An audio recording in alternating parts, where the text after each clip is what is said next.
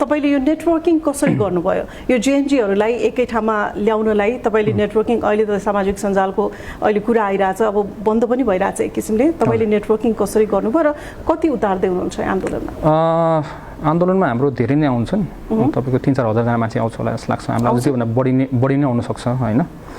अनि उहाँहरूले चाहिँ बुझ्नु भएको छ त तपाईहरुको आफ्नो अभियानको बारेमा कसरी बुझाउनु भएको छ बुझिराख्नु भएको छ यस्तो छ तपाईको सबैजनाले बुझ्छन् भन्ने छैनन् हैन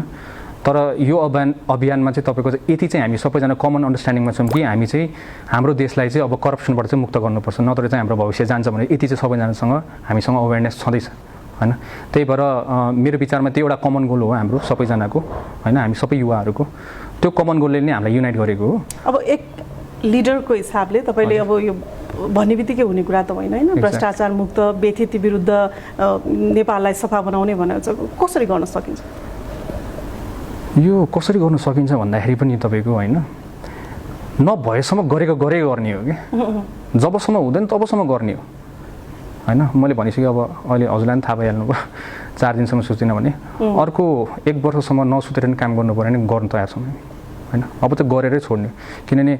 मेरो बच्चाले चाहिँ नभनोस् कि बाबा तपाईले हाम्रो लागि नबोल्दिएर चाहिँ मेरो भविष्य बिग्रियो भनेर चाहिँ नभनोस् अलि समय भयो नि हैन यो जेएनजी तपाईहरुले जसरी नेटवर्किङ गर्नुभएको अलि समय भयो त यो समयमा तपाईहरुले के गर्नुभयो र अब भोलिदेखि यो तपाईहरुको कार्यक्रम निरन्तर रहन्छ तपाईहरुले आफ्नो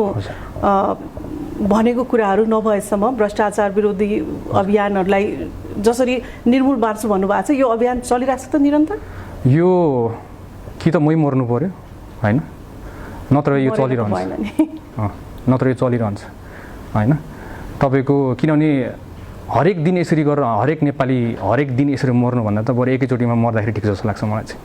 किन हरेक जना हाम्रो सबैजना नै हाम्रो पोलिटिकल सिनारियोले गरेर हामीलाई इफेक्ट भइराछ नि त हैन त्यही भएर चाहिँ मलाई के लाग्छ भन्दाखेरि चाहिँ यो आन्दोलन अनिश्चितकालीन हो तबसम्म रोकिँदैन जबसम्म चाहिँ उहाँहरु सुध्रिन्न अब चाहिँ हैन उहाँहरु सुध्रिनु पर्छ अब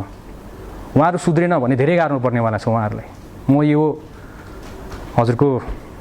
नेशनल टेलिभिजनको मार्फतबाटै म उहाँहरुलाई सन्देश दिन चाहन्छु हामीलाई त्यो मुभमा हामीलाई जानु छैन हामीलाई उहाँहरु पनि हाम्रो अभिभावकै हो त्यो अभिभावकको एउटा जिम्मेवारी चाहिँ उहाँहरुले निभाइदिनु पर्यो